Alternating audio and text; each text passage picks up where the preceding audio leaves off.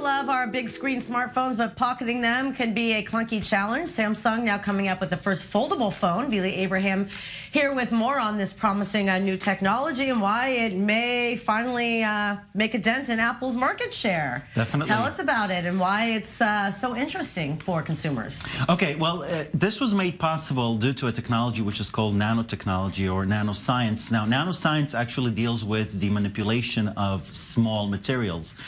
For example, 1 nanometer is 100 times smaller than the diameter of a hair.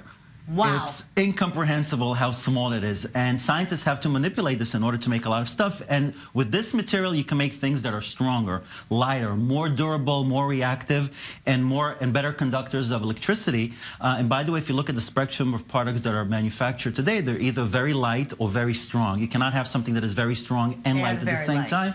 Nanotechnology makes that possible, and it has applications in many fields. For example, in medicine, in the future, we'll have nanocapsules, which will be flowing through your bloodstream and opening in the right place in order to release the drug. The automotive industry is making parts using nanotechnology, and that way we can save fuel because the parts are lighter but stronger. Energy, agriculture, and also consumer products. If we're looking at electronic products like the Samsung. So how are they able to maneuver? How are scientists able to kind of play with, you know, atoms that are so small? So they've developed a technology which I don't really know much about, but they've developed the technology, and that's where they can make flexible, bendable, foldable, rollable, and stretchable electronic devices. And this takes us to the Samsung Foldable. It's expected to be launched next year, February 2019, under the name Galaxy X, so iPhone X. The price is about $1,800. When the screen will be open, it'll be 7.3 inches, which is huge, and when it's closed, it'll be 4.5 inches. So this is like what, going from like a tablet or an iPad into the form of a... So if we take your phone, for example, you can use it to make a call, and then you want to look at pictures, you open it and it becomes a tablet, so you can see pictures. It can fold and you can put it anywhere. It's like a wallet. 18 megapixel picture, which is huge. It's really serious. It'll be waterproof and dustproof, and it'll be 2 models. They'll have the bend-in model and the bent-out model. Interesting. So 2 different. Yeah. So, and by the way, they've been doing this because, first of all, we're not surprised that Samsung is coming out with this because they're the first ones that came out with curved displays. They're the first ones that had smartphones that packed a huge screen.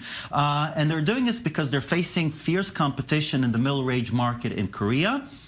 It's harder to please us consumers. I mean, when the iPhone X came out with the face identification technology, we weren't really that surprised and enthusiastic about it, and the price was too high, so we didn't buy it. And consumers don't feel a need to you know, improve and upgrade their phones so much. So this is what they're trying to do in order to, you know, bring in more consumers.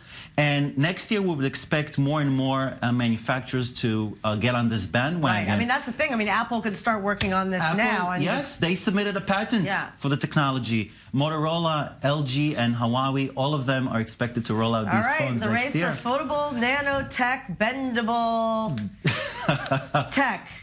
All right. Thank you very much, Vili. It was a pleasure.